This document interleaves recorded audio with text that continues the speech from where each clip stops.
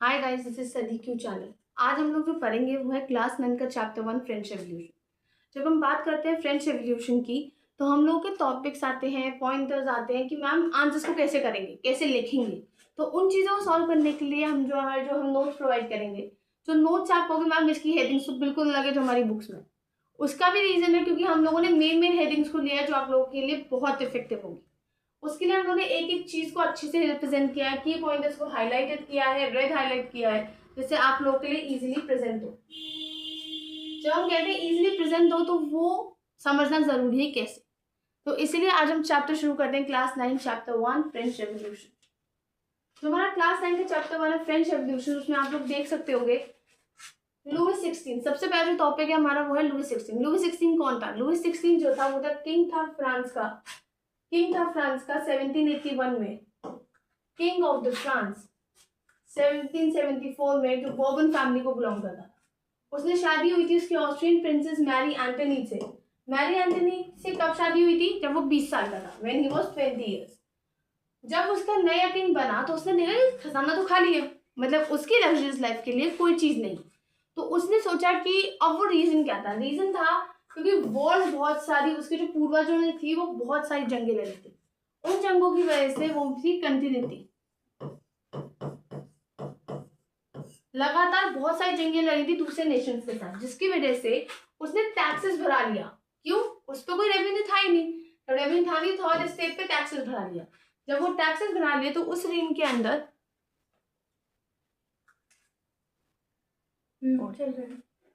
उस रेन के अंदर पीपल ने जो है फूड स्कार्सिटी और अनइक्वालिटी हुई। Food scarcity ma'am, food scarcity मतलब, फूड स्कार्सिटी का मतलब है खाने की कमी, नॉर्मल बेसिक नीड्स भी नहीं थी। और अनइक्वालिटी मतलब सब पता है, ऊंच नीच भेदभाव जो होता है। फाइनली 21st फाइनली 21st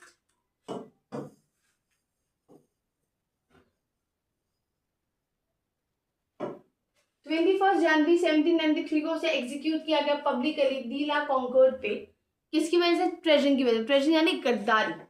उसने गद्दारी की थी अपने खुद के नेशन के साथ, और एग्जीक्यूट यानी उसे फांसी पे चढ़ा दिया गया। उसकी वाइफ को भी सेम फेट हुआ बाद में। अगला जो टॉपिक है वो है हमारा फ्रेंच सोसाइटी 18th सेंचुरी में क्या थी। सी, इसमें हम जो सेंचुरीज के अकॉर्डिंग पढ़ेंगे। हिस्ट्री में सबसे इंपॉर्टेंट चीज है, हम लोग जो चीजें होती हैं वो हम सेंचुरीज के अकॉर्डिंग पढ़ते हैं कि कौन सी सेंचुरी। आप लोग 18th सेंचुरी के बारे में सुनोगे, 19th सेंचुरी के बारे में सुनोगे। 9th 10th में जनरली हिस्ट्री में इन्हीं टॉपिक्स पे बात होती है कि किस सेंचुरी में क्या हुआ था, फिर डेट्स होती है। तो जो हमारा टॉपिक है वो 18th सेंचुरी में फ्रेंच सोसाइटी कैसी थी। तो फ्रेंच सोसाइटी जो थी वो 3 स्टेट्स में डिवाइडेड थी। जब वो 3 स्टेट में डिवाइडेड थी,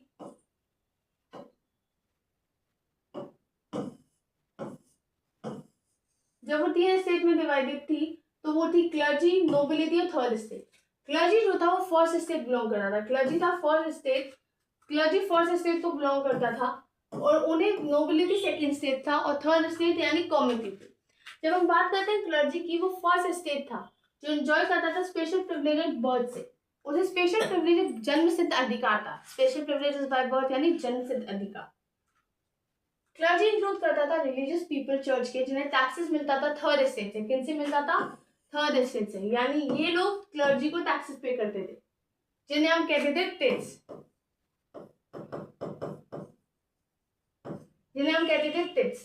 जब उन्हें और एक फैसिलिटी और थी, वो थी टैक्स ना पे करना। वो टैक्सेस लेते थे थर्ड स्टेट से, लेकिन उन्हें फैसिलिटी नहीं थी टैक्स पे करने की। दूसरा था नोबिलिटी। जो सेकेंड स्टेट था वो था नोबिलिटी। इनमें भी रिचर सेक्शन थे, इनमें भी अमीर लोग थे।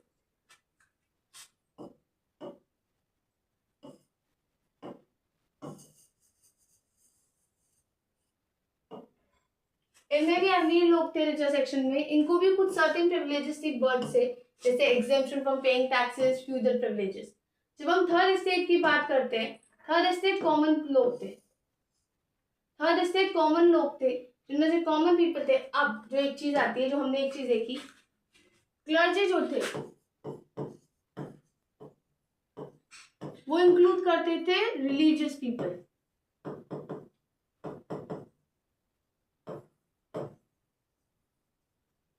यानी चर्च के लोग। ठीक है, और जब आगे देखिए नोबिलिटी,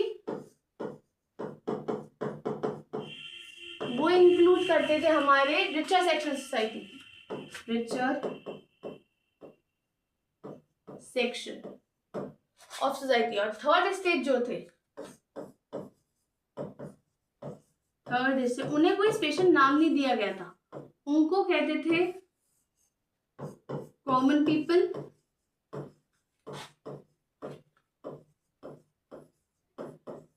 और इनमें रिचर और पुअर सेक्शन दोनों थे। कौन थे? रिचर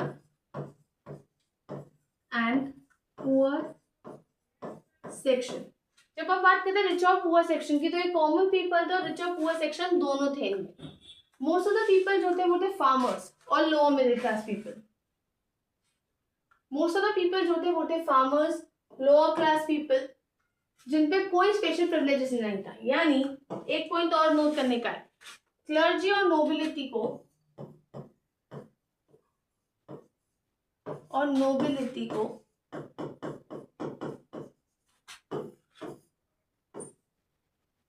स्पेशल प्रिविलेजेस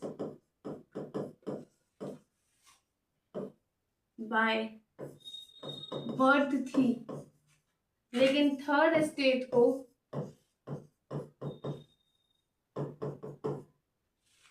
ये चीज नहीं थी। यानी क्लर्जी और नोबिलिटी को स्पेशल प्रिविलेजेस थी बर्थ से, लेकिन थर्ड स्टेट को ये प्रिविलेज नहीं थी, उन्हें जन्मसिद्ध अधिकार नहीं था। जब जन्मसिद्ध अधिकार नहीं था तो उनमें टैक्स, वो सिर्फ एक स्टेट थे जो टैक्स पे करते थे। यानी क्लर्जी ओनली थर्ड स्टेट, सिर्फ थर्ड स्टेट जो था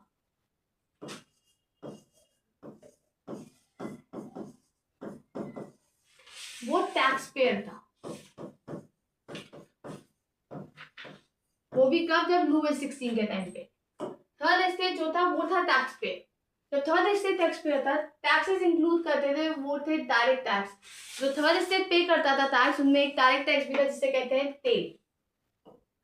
जिसे क्या कहते हैं? टेल।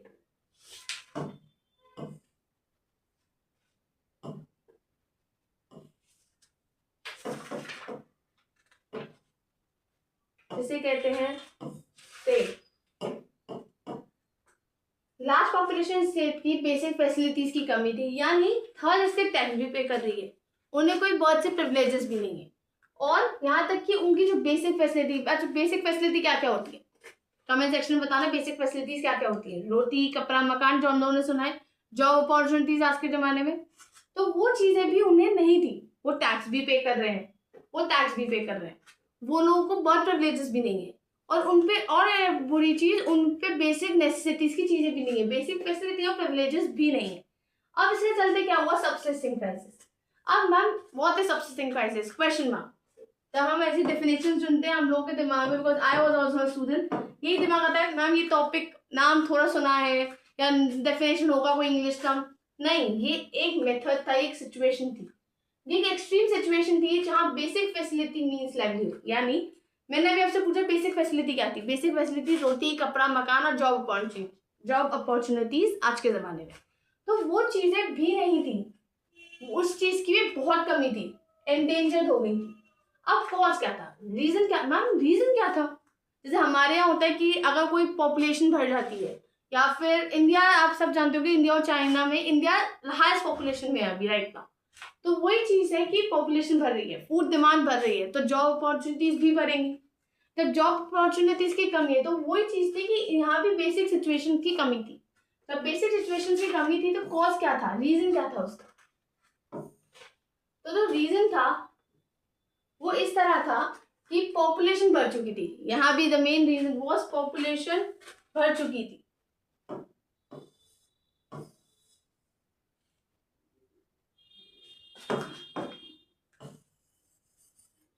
यहाँ बेसिक रीजन क्या था? पॉपुलेशन बढ़ चुकी थी। अब कितनी भरी थी? 23 मिलियन। कब? 1715 में 28 मिलियन भर चुकी थी 1789 में, यानी 5 मिलियन इंक्रीज हो चुकी थी पॉपुलेशन। सडनली 5 मिलियन इंक्रीज हो गई थी पॉपुलेशन, जिसकी वजह से पॉपुलेशन बढ़ी जिसकी वजह से फूड ग्रेन्स की डिमांड बढ़ गई। अब साफ बात है, अगर पॉपुलेशन बढ़ेगी खाने की डिमांड ऑटोमेटिकली बढ़ेगी, जिसकी वजह से प्राइसेस जो थे एसेंशियल आइटम्स के वो बढ़ गए। अब प्राइस एसेंशियल आइटम्स क्या हो गए? दूध, बिकॉज अगर न्यू बॉर्न है तो उनके लिए दूध चाहिए। अगर बूढ़े लोग हैं, मतलब if they are old age और इन देयर 60s 70s, उनके लिए दवाइयाँ, उनके खाना, उनको प्रॉपर न्यूट्रिशन देना। प्रेग्नेंट वुमेन है, उनके लिए प्रॉपर न्यूट्रिशन, प्रॉपर डाइट होनी चाहिए। तो प्राइसेस जो थे उन एसेंशियल आइटम्स के वो बढ़ चुके थे और वेजेस लेबर की फाइन थी। यानी सी वन मोर थिंग, प्राइसेस जो थी वो बढ़ गई थी।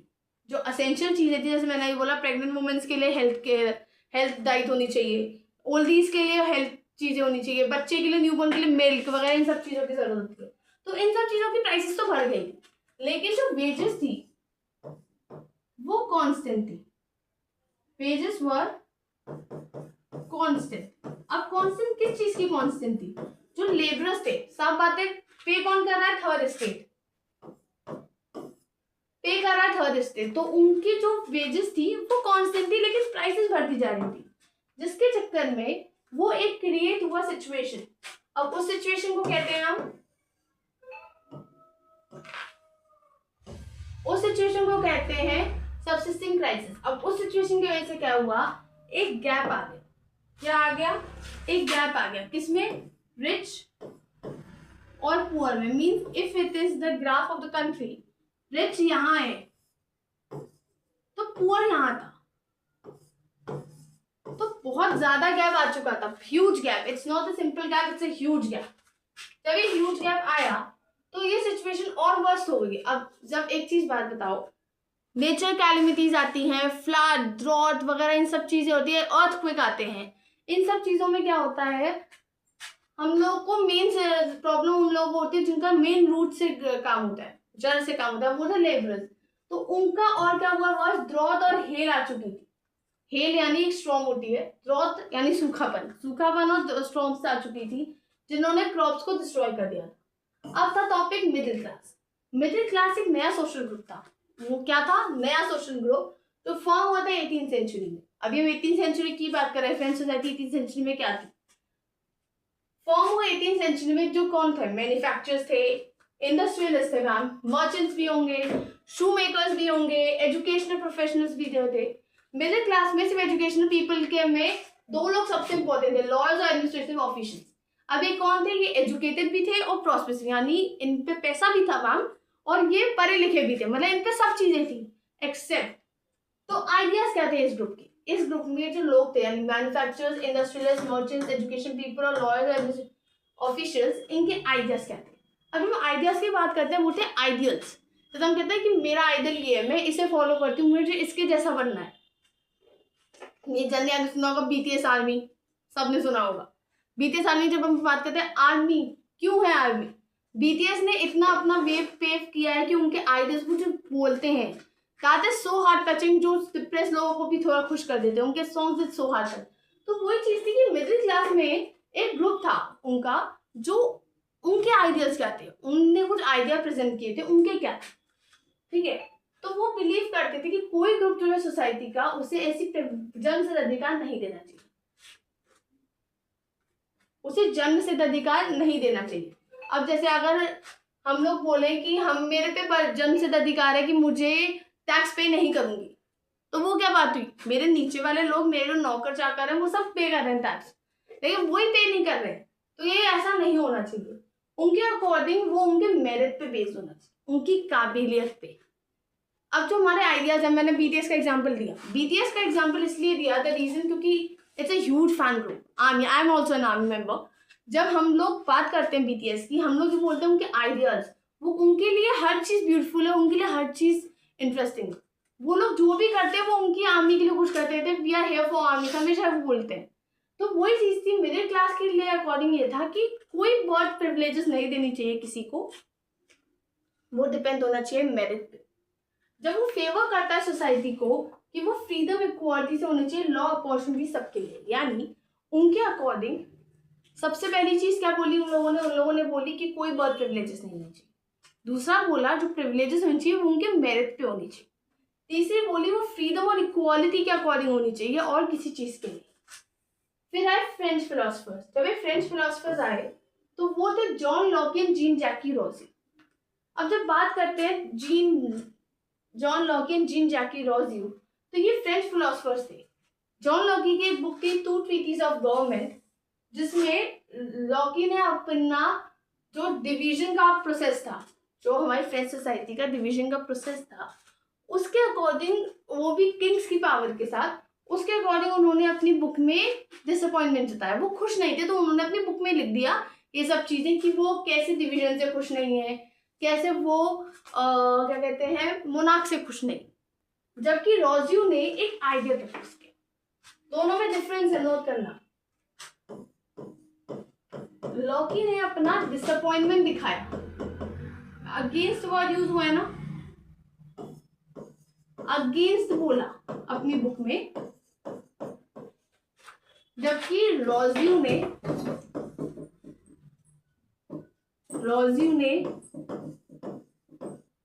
जो है बात की थी, अपना एक आइडिया प्रपोज किया था। दोनों में डिफरेंस इसलिए है क्योंकि दोनों ने अलग चीजें बोली। लॉकी ने ये बोला कि मैम, लॉकी ने क्या बोला, लॉकी ने ये बोला कि जो डिवीजन का रूल है, ऊंच नीच का रूल है, किंग की जो पावर है, उसके अगेंस्ट वो खुश नहीं था, इसलिए उसने अपनी बुक में लिखा। जबकि रोजियो जो था, उसने एक आइडिया प्रपोज किया कि जो गवर्नमेंट है वो लोग और उनकी गवर्नमेंट के बीच में होनी चाहिए। यानी रोजियो के अकॉर्डिंग जो गवर्नमेंट है वो एक सोशल कॉन्ट्रैक्ट पे होनी चाहिए। किस पे होनी चाहिए? Social contract. जब हम बात करते हैं सोशल कॉन्ट्रैक्ट, तो हम कहते हैं कॉन्ट्रैक्ट किसके बीच में होना चाहिए? कॉन्ट्रैक्ट हमेशा ध्यान रखना पार्टीज के बीच में होता है। ये लॉ में भी आप पढ़ोगे, जब आप करोगे तो लॉ में भी ये चीज थी, कॉन्ट्रैक्ट दो पार्टीज के बीच में होता है। तो यहाँ जो पार्टीज थी वो कौन थी? पीपल थे और उनके रिप्रेजेंटेटिव थे। कौन थे? लोग और उनके रिप्रेजेंटेटिव। फिर एक और आया फिलोसफर, दो फ्रेंच फिलोसफर के बारे में बात की हमने, जीन लॉकी और जीन जैकी रोजी। फिर था मॉन्टेस्क्यू। मॉन्टेस्क्यू एक फ्रेंच फिलोसफर था जिसने अपनी book spirit of the laws में ये बोला कि उसने प्रपोज किया डिवीजन पावर का, कि पावर जो है गवर्नमेंट की वो लेजिस्लेटिव, एग्जीक्यूटिव, जुडिशियल में डिवाइड होनी चाहिए। यानी मॉन्टेस्क्यू के अकॉर्डिंग जो पावर थी वो डिवाइड होनी चाहिए तीन स्टेट में, लेजिस्लेटिव, एग्जीक्यूटिव और जुडिशियल। मतलब एक सिंगल पावर जैसे किंग के हाथ में थी वो नहीं होनी चाहिए। फिर आया कि जो फिलोसफर आइडिया से, अब कौन कौन फिलोसफर्स थे वापस रिवाइज करना, साथ में बोलना, बिकॉज दिमाग में तभी जाएगा जब आप साथ में बोलोगे। क्या क्या थे? इम्पैक्ट फिलोसफर आइडिया से पहले हम वापस गए, जॉन लॉकी, जीन जैकी रोजियो और मॉन्टेस्क्यू। जॉन लॉकी ने अगेंस्ट बोला गवर्नमेंट के, रोजियो ने एक आइडिया प्रोवाइड किया कि एक सोशल कॉन्ट्रैक्ट होना चाहिए लोगों के रिप्रेजेंटेटिव के बीच में। मॉन्टेस्क्यू ने बोला गवर्नमेंट लेजिस्लेटिव, एग्जीक्यूटिव, जुडिशरी में होनी चाहिए। ठीक है। फिर आया इम्पैक्ट फिलोसफर आइडियाज का। अब जो इम्पैक्ट क्या था, ये तीन फिलोसफर्स आए, इन लोगों ने बातें रखी अपनी, इनका इम्पैक्ट क्या था। जब हमारे नेता आते हैं उनकी बात वो कुछ बोलते हैं, हमारे आजकल के नेता, तो उनका इम्पैक्ट लोगों पे होता है क्योंकि कुछ चीजें लोगों को बहुत अच्छी लगती है कि क्या बात है, क्या बोला है। तो वही चीज इन तीनों ने भी कुछ बोला, तो उसका इम्पैक्ट क्या था। तो आइडिया था फिलोसफर्स का वो बहुत कॉमन लोगों में गैदर हुआ। कॉमन लोग बात करते थे कहाँ कहाँ, coffee shops, salons, T shops. Books और न्यूज़पेपर भी इंपॉर्टेंट रोल प्ले करते थे आइडिया स्प्रेड करने के लिए पूरा नेशन का। कुछ लोग जो थे उन्हें बुक्स अलाउ वो इसलिए पढ़ते थे, चाहे उन्हें इंटरेस्ट ना हो वो इसलिए पढ़ते थे क्योंकि जो अनपढ़ लोग थे, जो पढ़ लिख नहीं सकते थे, उनको ये आइडियाज पता चले। जब इन आइडियाज की बात आई,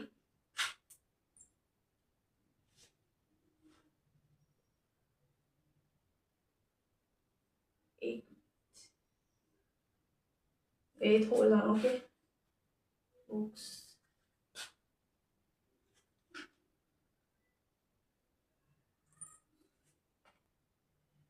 जब इन आइडियाज की बात आई, मॉन्टेस्क्यू, सक्सेसिंग क्राइसिस,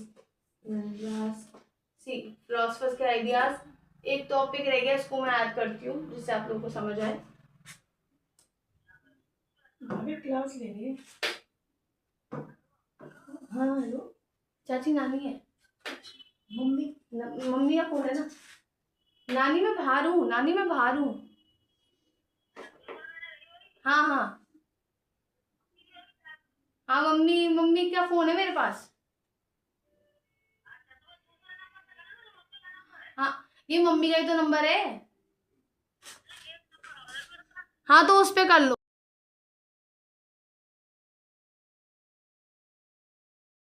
ये जो सारे एफर्ट्स थे उन्होंने एंगर जनरेट कर दिया था। कहाँ एंगर जनरेट किया था? स्टेट प्रोटेस्ट, जिसकी वजह से उन्होंने किंग से प्रोटेस्ट कर लिया था। जब हम बात करते हैं स्टेट जनरल की, स्टेट जनरल जो था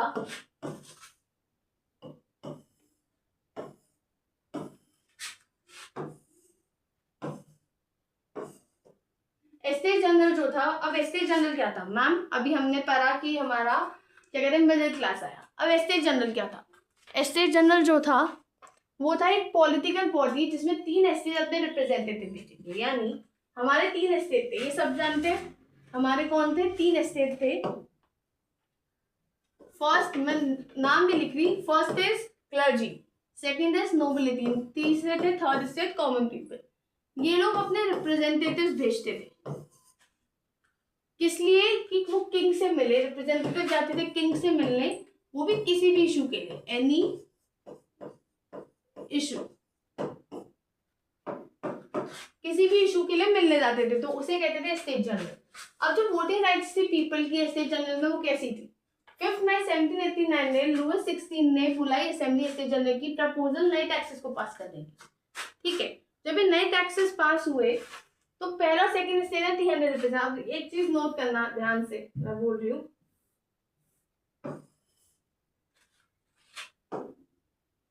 जो थर्ड स्टेट था, फर्स्ट और सेकंड ने मिलके भेजे 300 ईच, यानी 600 रिप्रेजेंटेटिव। ठीक है, और थर्ड स्टेट ने भेजे 600, ये प्लस थे 300 ईच, 600 रिप्रेजेंटेटिव, जिसमें 40,000 ग्रीवेंस लेटर्स थे।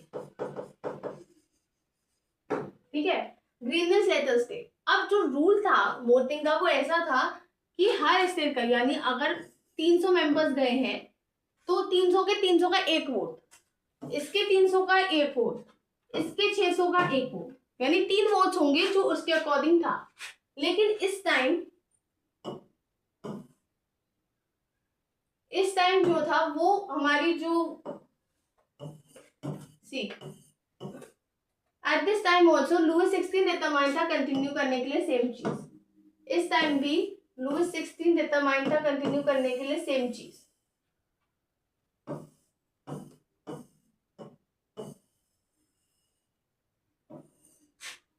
लुईस 16 डिटरमाइंड था सेम चीज करने के लिए, लेकिन थर्ड स्टेट ने डिमांड किया कि अब एक चीज आप बताओ, हम थर्ड स्टेट वाले हैं, हम टैक्स भी पे कर रहे हैं, हमें कोई प्रिविलेजेस भी नहीं है, हमें कुछ नहीं है, लेकिन आप चाहते हो हम वोट करें। जैसे हमें 600 लोग गए तो 600 का एक वोट जाएगा। क्यों? तो थर्ड स्टेट ने ये डिमांड किया वोटिंग करने के हर मेंबर का एक वोट, यानी 300 मेंबर इसके गए तो इसके 300 वोट, इसके 300 वोट, इसके 600 वोट, 300 300 600 600 1200 वोट्स। ये होना चाहिए था रूल उनके अकॉर्डिंग।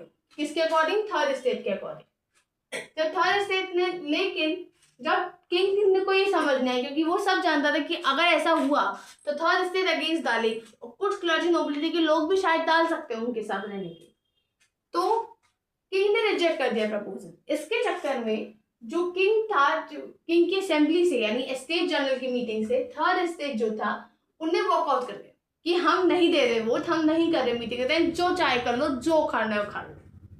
20 जून को एक हॉल में असेंबल हुए टेनिस को, कहाँ? इंडोर टेनिस कोर्ट वर्सेल्स के ग्राउंड में, और एक नेशनल असेंबली बनाई। किन्होंने बनाई? तीसरे स्टेट के लोगों ने। रिमेंबर, नेशनल असेंबली एक इंस्टीट्यूशन था जिसमें रिप्रेजेंटेटिव थे थर्ड स्टेट के, जो कॉन्स्टिट्यूशन ड्राफ्ट करने के बाद कॉन्स्टिट्यूशन ड्राफ्ट होता था जो लिमिट करेगा पावर, यानी वो ऐसा कॉन्स्टिट्यूशन ड्राफ्ट करना चाहते थे जिसमें किंग की पावर्स वो कंट्रोल कर सके। अब रीजन क्या था? एक चीज होता है ना कि हमें तो लगता है कि किंग ने एक्सेप्ट नहीं किया होगा प्रपोजल, साफ बात है उसके अगेंस्ट, लेकिन एक रीजन था जिसकी वजह से उसने एक्सेप्ट किया। अब क्यों था ये देखो, जिस तरह नेशनल असेंबली अपना कॉन्स्टिट्यूशन बनाने में लगी हुई थी, पीपल जो थे फ्रांस के, यानी नॉर्मल लोग जो थे फ्रांस के, उन्होंने फूड ग्रेन्स के लिए और एक्सप्लॉयटेशन के लिए प्रोटेस्ट किया। किस लिए किया प्रोटेस्ट? एक्सप्लॉयटेशन के लिए और फूड ग्रेन्स के लिए। और उसके बीच में लॉर्ड्स ने जो है, जो उनकी कहते ना फसल उग चुकी है, कटने लायक है, बेचेंगे, फार्मर्स खुश थे, लेकिन लॉर्ड्स ने क्या कहते हैं, क्रॉप डिस्ट्रॉय कर दी। अब लोगों को लगा ये हो सकता है कि नोबल्स ने गुंडे हायर कर लिए हो, और वो कहते हैं ना कि सुपारी दे दी, ऐसी उन लोगों ने सुपारी दे दी होगी या गुंडे हायर कर लिए होंगे ये एक चीज करने के लिए। तो इसके रिप्लाई में अब आपको क्या लग रहा है, आज के जमाने के लोग नहीं है कि चुपचाप बैठे रहेंगे कुछ भी हो जाएगा, नहीं, वहां के लोगों ने अटैक किए लॉर्ड के हाउसेस ही, उनके ग्रेन्स लूट लिए, उनका डॉक्यूमेंट जला दिए जिनके उनके ड्यूज के records. Finally large number normal, अब इसके चलते वो सब डर गए कि हमें भी मार सकते हैं, कुछ भी हो सकता है। तो क्या किया नोबल्स ने, वो अपना घर छोड़ के नेबरिंग कंट्री चले गए। अब ये सब चीजें जब चल रही थी, नेशनल असेंबली तो बनाने में लगी थी कॉन्स्टिट्यूशन, तो किंग को ये लगा कि भाई ये तो मेरे साथ भी हो सकता है। तो किंग ने क्या किया कि उसने एक्सेप्ट कर लिया नेशनल असेंबली को और उसके प्रिंसिपल्स को कि उसकी पावर जो है वो चेक की जाएंगी अब कॉन्स्टिट्यूशन के अकॉर्डिंग। अब आया फिर जब एक चीज बताओ, मोनार्की भी है, कॉन्स्टिट्यूशन भी है, नेशनल असेंबली बना दी कॉन्स्टिट्यूशन, तो एक नया टर्म इंट्रोड्यूस हुआ, कॉन्स्टिट्यूशनल मोनार्की। अब वो क्या था, वो ऐसा गवर्नमेंट था जहां मोनार्क जो था वो डीम्ड है, नॉमिनल, यानी उसे किंग माना जाता था कि वो है, नाम का किंग है, कि नाम का राजा, ठीक है। वो कहते हैं ना दूर के ढोल सुहावने लगते, एक मुहावरा है, तो इसमें ऐसा था कि दूर से अगर लोग देखेंगे तो वही किंग है, वही सब कर रहा है। लेकिन गवर्नमेंट जो फॉर्म हुई थी, जो गवर्नमेंट थी वो कॉन्स्टिट्यूशन के अकॉर्डिंग थी, और कॉन्स्टिट्यूशन जो था वो सेपरेट कर रहा था पावर्स को, लेजिस्लेटिव, एग्जीक्यूटिव और जुडिशियरी। अब वोटिंग सिस्टम कैसे हुआ, नेशनल असेंबली के थ्रू। अब सब बात है, जब नेशनल असेंबली इतना बड़ा बवाल क्रिएट किया कि हम तो जा रहे हैं मीटिंग छोड़ के, हम अपनी असेंबली बनाएंगे, अपनी पावर करेंगे, सब हो गया, तो क्वेश्चन तो ये आया ना कि पावर कैसे, अब वोटिंग पावर इनकी कैसे होगी। तो इनकी जो पावर थी 1791 में कॉन्स्टिट्यूशन ने प्रोवाइड किया एक लॉ असेंबली में जो बताता था वोटिंग प्रोसेस के बारे में। अब बात आती है जब वोटिंग प्रोसेस, मैं लिख रही हूँ यार, ये नहीं कर रही मैं इसके साथ, वोटिंग प्रोसेस की बात आती है, तो वोटिंग प्रोसेस था कैसा।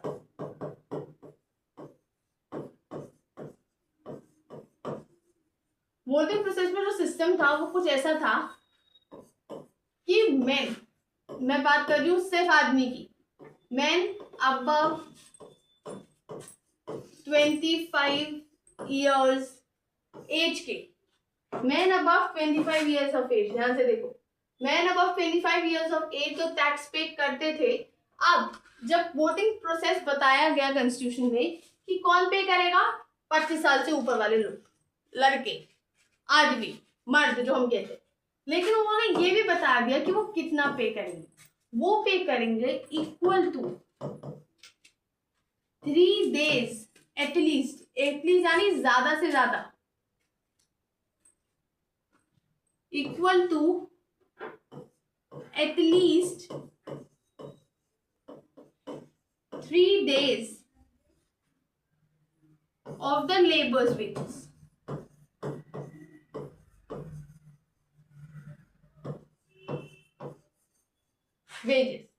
और जो ये चीज करेगा उसे कहते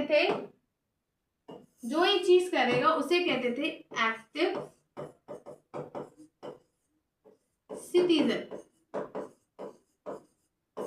क्या कहते थे, एक्टिव सिटीजन। कौन एक्टिव सिटीजन थे, वो आदमी जो 25 साल से ज्यादा के हैं, जो टैक्स पे करेंगे, और कितना पे करेंगे, 3 दिन वेजेस जो लेबरर्स की थी उनसे ज्यादा से ज्यादा। अब जब हुआ कि बात आई, अगर ये इतने लोग हैं 25, तो उनके नीचे का औरतें किधर, तो जो बाकी के मेन और वुमेन थे, remember remaining men and all women